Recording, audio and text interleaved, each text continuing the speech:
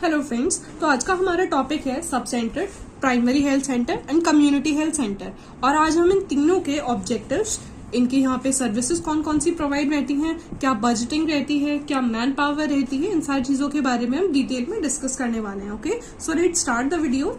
तो सबसे पहले हम पढ़ने वाले हैं सब सेंटर के बारे में। तो जो एक सब सेंटर होता है उसके अंदर 5 to 6 विलेजेस रहते हैं और इसी के साथ साथ इसके अंदर 3000 से लेके 5000 तक की पॉपुलेशन रहती है। जो सब सेंटर होता है उसे हम मोस्ट पेरिफेरल या फिर first point of contact consider करते हैं प्राइमरी हेल्थ केयर और कम्युनिटी के बीच में, राइट। मतलब कोई भी आदमी है, अगर उसकी तबीयत खराब हुई है तो वो सबसे पहले प्राइमरी हेल्थ केयर को रिसीव करने सब सेंटर के पास जाएगा। नाउ नेक्स्ट आता है प्राइमरी हेल्थ सेंटर। तो जो एक पीएचसी होता है उसके अंदर 30 से 40 विलेजेस होते हैं, 20,000 से लेके 30,000 तक की पॉपुलेशन को ये कवर करता है। प्लस जो पीएचसी होता है वो एक रेफरल यूनिट कंसिडर होता है फॉर 6 सब सेंटर्स, मतलब कि एक पीएचसी के अंदर 6 सब सेंटर्स आते हैं। ओके, प्लस जो पीएचसी होता है उसके अंदर 4 से 6 बेड रहते हैं। यहाँ पे एक मेडिकल ऑफिसर इंचार्ज रहता है और उसी के साथ साथ यहाँ पे 14 सबऑर्डिनेट्स रहते हैं। एक मेडिकल इंचार्ज प्लस 14 सबऑर्डिनेट्स का मतलब है कि यहाँ पे टोटल 15 लोगों की मैन पावर रहती है, राइट। नेक्स्ट आता है हमारा कम्युनिटी हेल्थ सेंटर। तो जो कम्युनिटी हेल्थ सेंटर मतलब सीएचसी होता है, इसके अंदर 100 विलेजेस होते हैं, 80,000 से लेके 1,20,000 की पॉपुलेशन को ये कवर करता है। ये 30 बेड का हॉस्पिटल होता है और सबसे इंपॉर्टेंट चीज जिसपे क्वेश्चन आता है, जो सीएचसी होता है वो फर्स्ट रेफरल यूनिट होता है। ठीक है, अगर आपसे क्वेश्चन में पूछा जाए कि डिस्क्राइब करो फर्स्ट रेफरल यूनिट के बारे में, तो जो सीएचसी होगा वो फर्स्ट रेफरल यूनिट होगा, राइट। इसी के साथ साथ जो सीएचसी होता है, एक सीएचसी के अंदर 4 पीएचसी कवर होते हैं। ओके, और इसके अंदर कुछ स्पेशल सर्विसेज भी प्रोवाइडेड की जाती हैं। So the most important thing which I want all of you to remember is कि एक पीएचसी के अंदर 6 सब सेंटर्स आते हैं और एक सीएचसी के अंदर 4 पीएचसी आते हैं। Is it clear to all of you?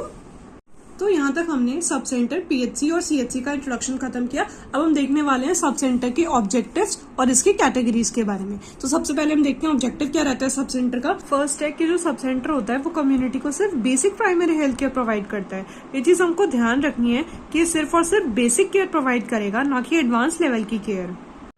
फिर सेकेंड ऑब्जेक्टिव है मेंटेन करना एक acceptable standard of quality of care.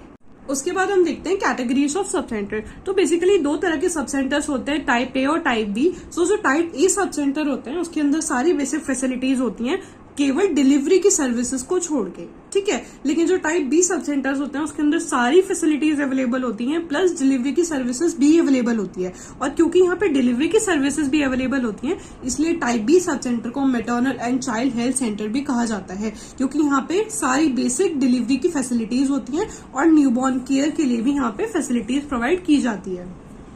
अब अगर हम सब सेंटर की लोकेशन की बात करें तो जो सब सेंटर होता है वो ऐसी जगह पे होना चाहिए किसी भी विलेज के अंदर जहां पे लोग उसको इजीली एक्सेस कर पाए। प्लस किसी भी आदमी को सब सेंटर तक पहुंचने के लिए 3 किलोमीटर से ज्यादा का डिस्टेंस ट्रेवल नहीं करना है। इसका मतलब है कि हर 3 किलोमीटर के एरिया पे एक सब सेंटर की फैसिलिटी होनी चाहिए।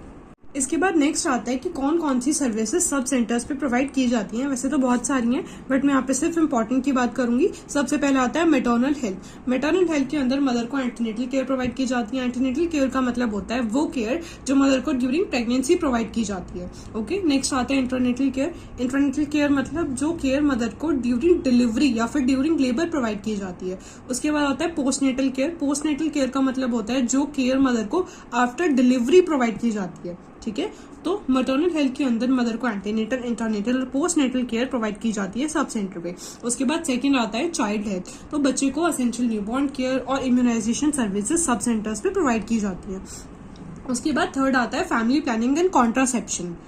तो यहाँ पे लोगों को मोटिवेट किया जाता है, लोगों को काउंसिल किया जाता है regarding the family planning, plus यहाँ पे कॉन्ट्रासेप्टिव्स बांटने का भी प्रोविजन होता है। ओके, उसके बाद नेक्स्ट आता है स्कूल हेल्थ सर्विसेज। यहाँ पे स्कूल हेल्थ सर्विसेज भी प्रोवाइड की जाती हैं, जैसे कि माइनर एलिमेंट्स मतलब छोटी मोटी बीमारियों का ट्रीटमेंट होता है, बच्चों को इम्यूनाइज कर दिया जाता है, ठीक है।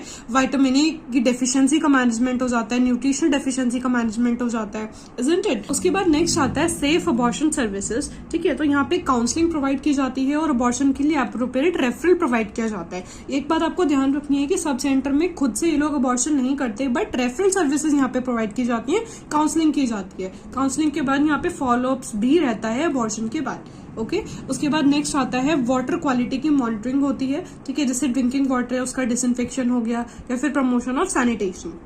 उसके बाद नेक्स्ट आता है प्रमोशन ऑफ मेडिकल हर्ब्स। तो जो लोकली अवेलेबल मेडिसिनल प्लांट्स होते हैं जैसे कि नीम हो गया, ये सारे प्लांट्स जो है मेडिसिनल ये सब सेंटर्स पे ग्रो करके रखते हैं। ओके उसके बाद नेक्स्ट आता है record of vital events. Vital events हो गए जैसे कि डेथ हो गया, किसी के डाइवोर्स हो गया, मैरिज हो गया, बर्थ रिकॉर्ड हो गया, ठीक है। तो सब सेंटर की जिम्मेदारी है कि इन सारे रिकॉर्ड्स को मेंटेन करके रखे। ओके उसके बाद आता है नेशनल हेल्थ प्रोग्राम, जैसे कम्युनिकेबल और नॉन कम्युनिकेबल डिजीज से रिगार्डिंग कोई भी प्रोग्राम हो गया तो वो भी कंडक्ट कराना सब सेंटर की जिम्मेदारी होती है।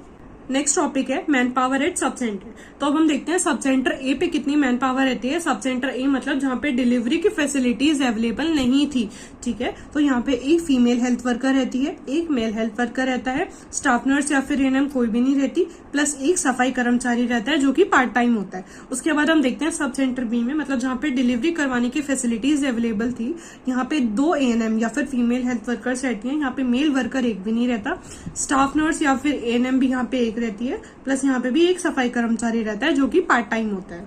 इसके बाद नेक्स्ट आता है बजटिंग फॉर सब सेंटर। तो नेशनल रूरल हेल्थ मिशन के तहत हर सब सेंटर को 10,000 रुपए प्रोवाइड किए जाते हैं। ओके बस आपको इसमें इतना ही पढ़ना है। तो सब सेंटर के बाद नेक्स्ट टॉपिक आता है प्राइमरी हेल्थ सेंटर, जिसका मैं इंट्रोडक्शन आपको ऑलरेडी दे चुकी हूँ। नेक्स्ट इंट्रोडक्शन के बाद मैं डायरेक्टली यहाँ पे ऑब्जेक्टिव्स पे जंप करती हूँ। तो पीएचसी का जो ऑब्जेक्टिव होता है वो होता है कि comprehensive primary health care provide करना है कम्युनिटी को। ये चीज ध्यान रखनी है कि जो सब सेंटर का ऑब्जेक्टिव था वो basic primary health care provide करना था कम्युनिटी को, लेकिन जो पीएचसी का ऑब्जेक्टिव है वहां पे comprehensive primary health care community को जाती है। ओके उसके बाद सेकंड आता है to achieve and maintain an acceptable standard of quality of care as I already told you in sub centre also. Okay अब हम देखते हैं कि कौन कौन सी सर्विसेज पीएचसी पे प्रोवाइड की जाती हैं। तो सबसे पहला आता है मेडिकल केयर। मेडिकल केयर के अंदर यहाँ पे ओपीडी सर्विसेज प्रोवाइड की जाती हैं लोगों को 4 घंटे सुबह में और 2 घंटे दोपहर या फिर शाम में। ओके प्लस इसी के साथ साथ यहाँ पे 24 आवर्स की इमरजेंसी सर्विसेज प्रोवाइड की जाती हैं किसी इमरजेंसी को हैंडल करने के लिए, जैसे कि कोई इंजरी हो गई या फिर कोई एक्सीडेंट हो गया। और ओपीडी के साथ साथ यहाँ पे आईपीडी की सर्विसेज भी दी जाती हैं, जिसके अंदर यहाँ पे 6 बेड्स की फैसिलिटी होती है।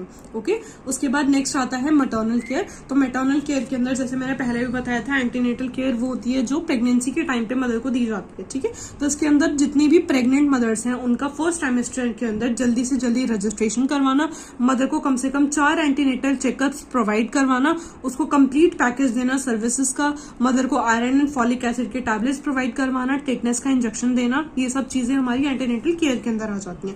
उसके बाद नेक्स्ट आता है इंट्रानेटल केयर। इंट्रानेटल केयर के अंदर आता है कि इंस्टीट्यूशनल डिलीवरीज को प्रमोट करवाना, क्योंकि बहुत सारी फीमेल्स होती हैं जो घर में ही डिलीवरी करवाना प्रेफर करती हैं, जो कि बहुत रिस्की होता है। तो हमको मदर को एनकरेज करना है कि वो इंस्टीट्यूशनल डिलीवरीज को चूज करे। प्लस यहाँ पे फैसिलिटी होती है जिससे कि नॉर्मल डिलीवरीज कंडक्ट करवाई जाए। प्लस इसी के साथ साथ यहाँ पे pregnancy induced hypertension, pregnancy induced hypertension मतलब प्री एक्लेम्सिया और एक्लेम्सिया का मैनेजमेंट भी कराया जाता है। अगर यहाँ पे कंडीशन मदर की स्टेबलाइज नहीं हो पाती तो फिर मदर को पीएचसी से रेफर कर दिया जाता है। उसके बाद आता है पोस्ट नेटल केयर। तो पोस्ट नेटल केयर के अंदर आता है कि मदर को कम से कम डिलीवरी के बाद 2 पोस्ट नेटल विजिट अवेलेबल कराई जाए, पहली डिलीवरी के 48 आवर्स के अंदर और दूसरी मदर की डिलीवरी के 7 डेज के अंदर। देन अगर मदर की नॉर्मल डिलीवरी हुई है तो मदर ब्रेस्ट फीडिंग इनिशिएट कर दे आधे घंटे के अंदर अंदर। अगर सिजेरियन सेक्शन से डिलीवरी हुई है तो मदर को ब्रेस्ट फीडिंग स्टार्ट करवानी पड़ेगी विदिन 4 आवर्स।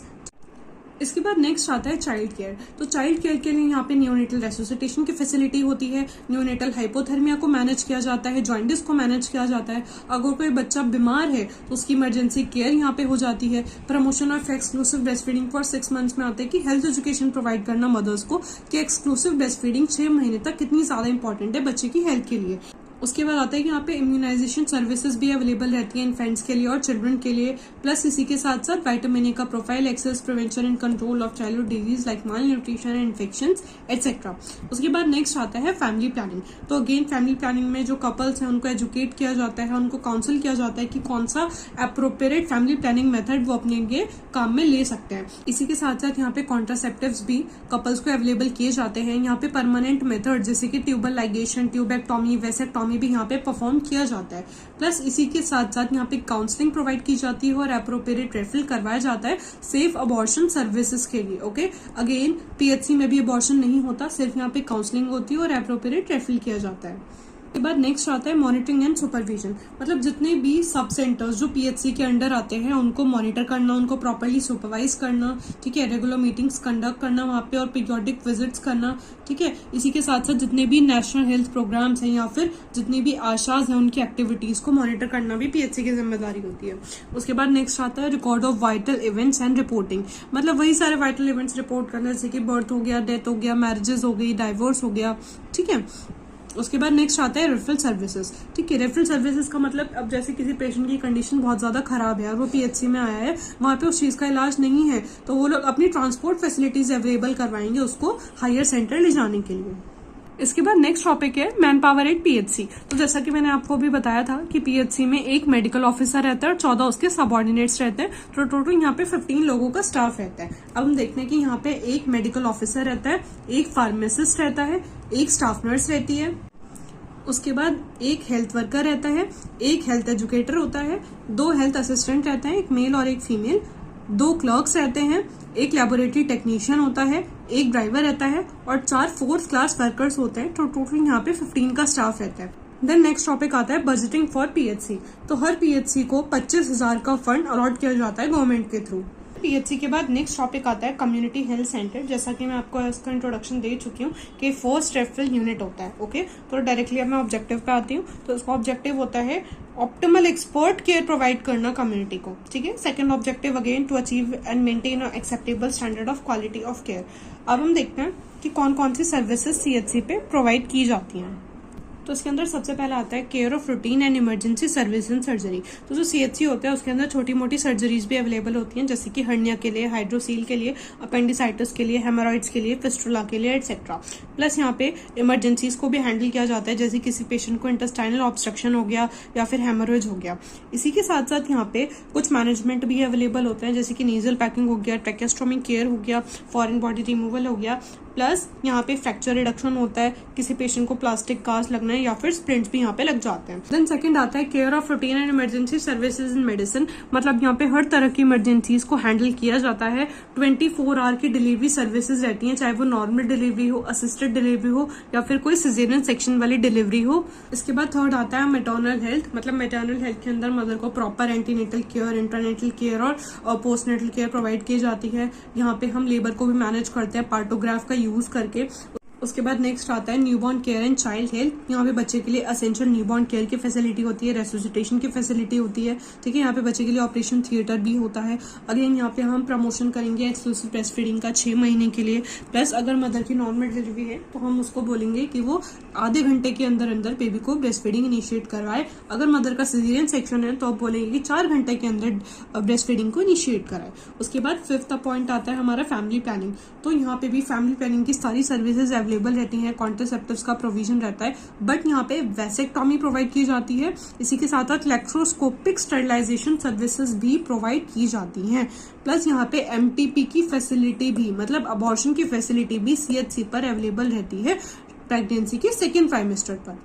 ना इसके अंदर लास्ट पॉइंट आता है कि जो सीएचसी होता है वहां से जितने भी नेशनल हेल्थ प्रोग्राम्स होते हैं, चाहे वो कम्युनिकेबल डिजीजेस के लिए हो चाहे नॉन कम्युनिकेबल डिजीजेस के लिए हो, वो सारे के सारे यहीं से डिलीवर किए जाते हैं। अब जैसे कि नेशनल हेल्थ प्रोग्राम्स हो गया like national leprosy eradication programme, HIV and AIDS control programme, revised national tuberculosis control programme. Okay, यहाँ पे मल्टीपल प्रोग्राम्स लिखे हुए हैं। सारे के सारे जो नेशनल हेल्थ प्रोग्राम्स हैं वो सीएचसी के थ्रू ही डिलीवर किए जाते हैं। Okay, so guys thank you so much for watching my video. अगर आपको मेरी वीडियो थोड़ी सी भी पसंद आई हो तो please do like and subscribe my channel. Thank you so much.